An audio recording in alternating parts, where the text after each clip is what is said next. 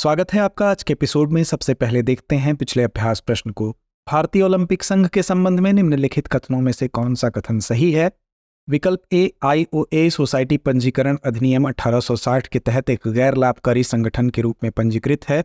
विकल्प B, IOA मुख्य रूप से केवल ओलंपिक खेलों में भारत की भागीदारी को नियंत्रित करता है, जबकि अन्य बहु खेल आयोजनों को अलग संगठन संभालते हैं। विकल्प सी, आईओए एक सहायक संस्था के रूप में सीधे अंतर्राष्ट्रीय ओलंपिक समिति के अधीन कार्य करता है। या विकल्प डी, उपरोक्त में से कोई नहीं। तो इसका सही जवाब है विकल्प ए, भारतीय ओलंपिक संघ यानी आईओए सोसाइटी पंजीकरण अधिनियम 1860 के तहत एक गैर लाभकारी संगठन के रूप में पंजीकृत है। इसे युवा मामले और खेल मंत्रालय द्वारा मान्यता प्राप्त है। यह भारत में ओलंपिक आंदोलन और राष्ट्रमंडल खेलों को नियंत्रित करता है। ओलंपिक, राष्ट्रमंडल खेलों, एशियाई खेलों और संबंधित बहु खेल आयोजनों में एथलीटों की भागीदारी की देखरेख करता है। आईओए स्वतंत्र रूप से कार्य करता है, लेकिन इसे अंतर्राष्ट्रीय ओलंपिक समिति द्वारा भारत के लिए राष्ट्रीय ओलंपिक समिति के रूप में मान्यता प्राप्त है। आईओसी स्विट्जरलैंड के लुसाने में स्थित एक गैर सरकारी अंतर्राष्ट्रीय संगठन है जो वर्ष 1984 में अस्तित्व में आया।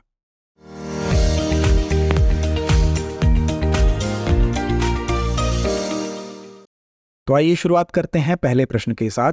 नीलगिरी बायोस्फीयर रिजर्व के संबंध में निम्नलिखित कथनों पर विचार कीजिए।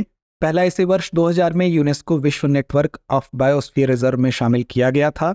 दूसरा, नीलगिरी बायोस्फीयर रिजर्व में समृद्ध जैव विविधता है, जिसमें नीलगिरी, चिलप्पन और स्टार आइड बुश मेंढक जैसी स्थानिक प्रजातियां शामिल हैं।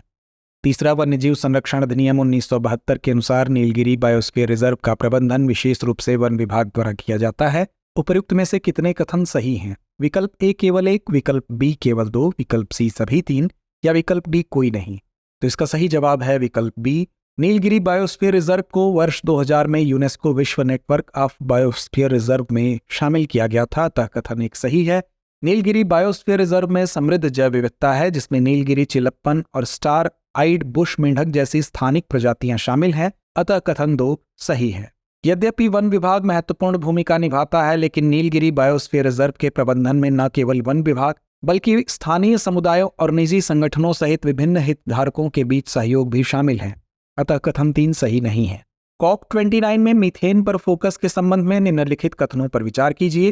पहला, मीथेन में ग्लोबल वार्मिंग की उच्च क्षमता है, विशेष रूप से अल्पावधि में, जिससे यह तत्काल जलवायु कार्रवाई के लिए एक महत्वपूर्ण लक्ष्य बन जाता है।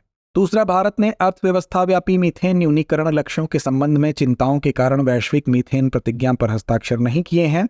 तीसरा, भारत का कृषि क्षेत्र, विशेषकर चावल की खेती और पशुधन, इसके मीथेन उत्सर्जन का प्राथमिक स्रोत है।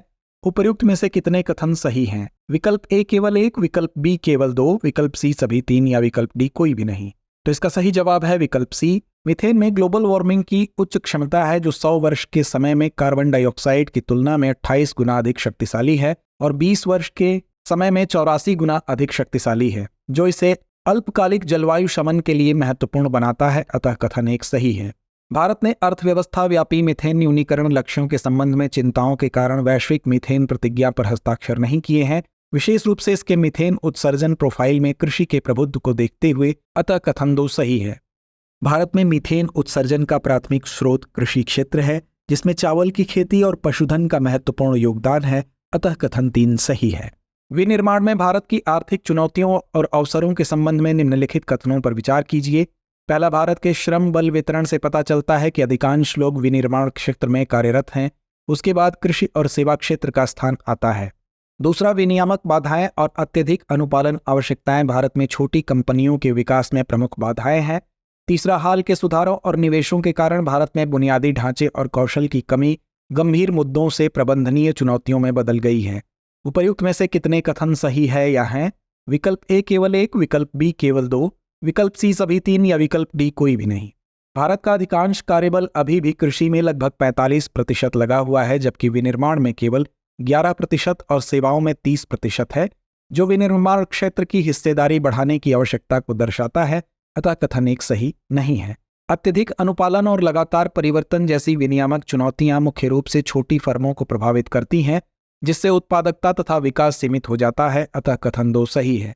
हाल के सुधारों और निवेशों के कारण भारत में बुनियादी ढांचे और कौशल की कमी गंभीर मुद्दों से प्रबंधनीय चुनौतियों में बदल गई है, अतः कथन 3 सही है। निकट पूर्व में फिलिस्तीन शरणार्थियों के लिए संयुक्त राष्ट्र राहत और कार्य एजेंसी यानी UNRWA पर इजराइल के हालिया प्रतिबंध के संबंध में निम्नलिखित कथनों पर विचार कीजिए। पहला, UNRWA कमजोर समुदायों को विशेष रूप से गाजा और पश्चिमी तट जैसे क्षेत्रों में स्वास्थ्य सेवा, शिक्षा और रोजगार जैसी महत्वपूर्ण सेवाएं प्रदान करता है। दूसरा, यह प्रतिबंध मानव अधिकारों की सार्वभौमिक घोषणा और जिनेवा सम्मेलनों सहित अंतर्राष्ट्रीय कानूनों के पूर्णतः अनुरूप है। उपर्युक्त कथनों में से कौन सा या कौन से सही है या है? विकल्प ए केवल एक, विकल्प बी केवल दो, विकल्प सी एक और दो दोनों, या विकल्प डी ना तो एक ना ही दो। तो इसका सही जवाब है विकल्प ए। UNRWA गाजा और वेस्ट बैंक जैसे क्षेत्रों में कमजोर समुदायों को स्वास्थ्य सेवा, शिक्षा और रोजगार जैसी आवश्यक सेवाएं प्रदान करता है, अतः कथन एक सही है। यह प्रतिबंध संभावित रूप से मानवाधिकारों के सार्वभौमिक घोषणा और जिनेवा सम्मेलनों जैसी अंतर्राष्ट्रीय संधियों के साथ टकराव करता है, जो नागरिकों के लिए मौलिक अधिकारों और संसाधनों तक पहुंच की सुरक्षा पर जोर देते हैं, अतः कथन दो सही नहीं है। आवश्यक सेवाओं तक पहुंच सीमित करने से गरीबी और आक्रोश बढ़ सकता है, जिससे क्षेत्र में अस्थिरता पैदा हो सकती है। प्रतिबंधों के संबंध में निम्नलिखित कथनों पर विचार कीजिए। पहला, आर्थिक प्रतिबंध दो संस्थाओं के बीच आर्थिक संबंधों को प्रतिबंधित करने या पूरी तरह से समाप्त करने के लिए लगाए जाते हैं। दूसरा, प्रतिबंध सदैव प्रतिबंधित देश की अर्थव्यवस्था के लिए हानिकारक होते हैं, जिससे महत्वपूर्ण आर्थिक पतन होता है। तीसरा, प्रतिबंध केवल व्यक्तिगत देशों द्वारा ही लगाए जा सकते हैं, संयुक्त राष्ट्र जैसे अंतर्राष्ट्रीय संगठनों द्वारा नहीं। उपर्युक्त में से कितने कथन सही हैं? विकल्प ए केवल एक, विकल्प बी केवल दो, विकल्प सी सभी तीन, या विकल्प डी कोई भी नहीं। तो इसका सही जवाब है विकल्प ए। प्रतिबंध मूलतः प्रतिबंध लगाने वाली इकाई और जिस पर प्रतिबंध लगाए जा रहे हैं के बीच आर्थिक संबंधों को प्रतिबंधित या पूरी तरह से समाप्त कर देते हैं। प्रतिबंधों में आयात या निर्यात प्रतिबंध, व्यापार से इनकार, परिसंपत्तियों को जब्त करना, किसी देश या देश के समूहों की बैंकिंग प्रणाली और मुद्रा के उपयोग पर प्रतिबंध आदि शामिल हो सकते हैं, अतः कथन एक सही है। प्रतिबंध लगाने से हमेशा आर्थिक पतन नहीं होता, जैसा कि रूस के मामले में देखा गया है, क्योंकि भारी पश्चिमी प्रतिबंधों के बावजूद इसकी अर्थव्यवस्था पटरी से नहीं उतरी है, क्योंकि भारत और चीन जैसे अन्य देश इसके साथ व्यापार करना जारी रखते हैं, अतः कथन दो सही नहीं है। प्रतिबंध केवल व्यक्तिगत देशों द्वारा ही नहीं बल्कि संयुक्त राष्ट्र जैसे अंतर्राष्ट्रीय संगठनों द्वारा भी लगाए जा सकते हैं, अतः कथन तीन सही नहीं है। स्मॉल मॉड्यूलर रिएक्टरों के संबंध में निम्नलिखित कथनों पर विचार कीजिए। पहला, SMR उन्नत परमाणु रिएक्टर हैं जिनकी विद्युत उत्पादन क्षमता सामान्यतः 30 मेगावाट से लेकर 300 मेगावाट से अधिक तक होती है। दूसरा, SMR में मॉड्यूलर शब्द का तात्पर्य चरण दर चरण दृष्टिकोण का उपयोग करके उन्हें साइट पर निर्मित करने की क्षमता से है।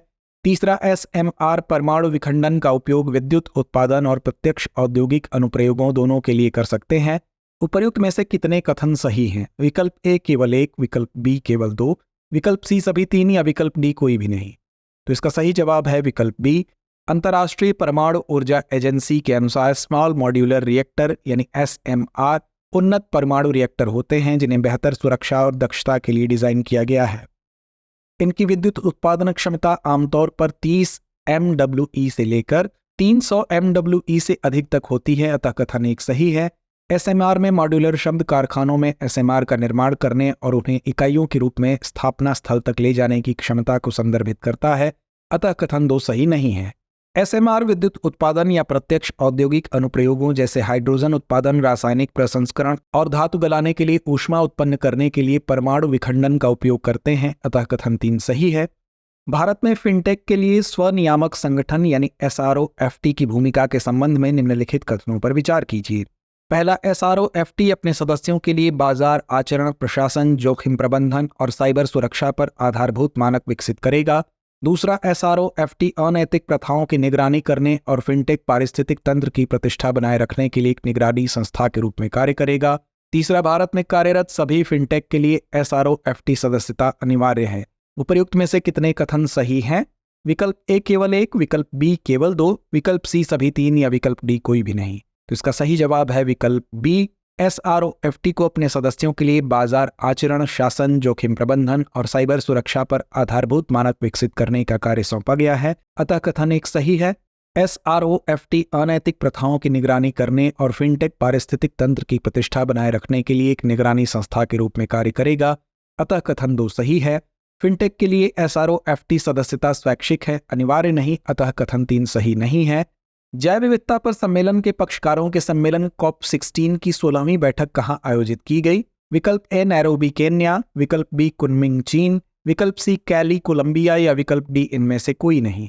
तो इसका सही जवाब है विकल्प सी, जैव विविधता पर कन्वेंशन यानी CBD के पक्षकारों का 16वां सम्मेलन COP16 कैली कोलंबिया में संपन्न हुआ। जैव विविधता पर कन्वेंशन यानी CBD के पक्षकारों का 16वां सम्मेलन COP16 कैली कोलंबिया में संपन्न हुआ। आनुवांशिक संसाधनों पर डिजिटल अनुक्रम जानकारी से न्याय संगत लाभ साझाकरण सुनिश्चित करने के लिए कैली फंड का संचालन, जिसमें कम से कम 50% स्वदेशी लोगों और स्थानीय समुदायों की जरूरतों के लिए समर्पित होगा। CBD पक्षकारों ने जैव विविधता और स्वास्थ्य पर एक वैश्विक कार्य योजना को मंजूरी दी, जिसे जूनोटिक रोगों के उद्भव तथा गैर संचारी रोगों को रोकने एवं सतत पारिस्थितिक तंत्र को बढ़ावा देने में मदद करने हेतु डिजाइन किया गया है। तो आइए अंत में नोट करते हैं आज का अभ्यास प्रश्न। भारत में नियामक एजेंसियों के संबंध में निम्नलिखित कथनों पर विचार कीजिए। पहला, भारतीय प्रतिभूति एवं विनिमय बोर्ड यानी सेबी की स्थापना वर्ष 1988 में निवेशकों के हितों की रक्षा और प्रतिभूति बाजार को विनियमित करने के लिए एक वैधानिक निकाय के रूप में की गई थी। दूसरा, द्वितीय प्रशासनिक सुधार आयोग यानी ARC ने सिफारिश की थी कि भारत में सभी नियामक एजेंसियों को संबंधित संसदीय स्थायी समितियों के अधिकार क्षेत्र में लाया जाएगा। उपर्युक्त कथनों में से कौन सा या कौन से सही है या है? विकल्प ए केवल एक, विकल्प बी केवल दो, विकल्प सी एक और दो दोनों, या विकल्प डी ना तो एक ना ही दो। तो इस प्रश्न का जवाब कमेंट बॉक्स में देना ना भूलें। धन्यवाद। डियर व्यूअर्स, अपने एग्जाम की तैयारी को और बेहतर करने के लिए हमारे चैनल को लाइक, शेयर और सब्सक्राइब करना न भूलें।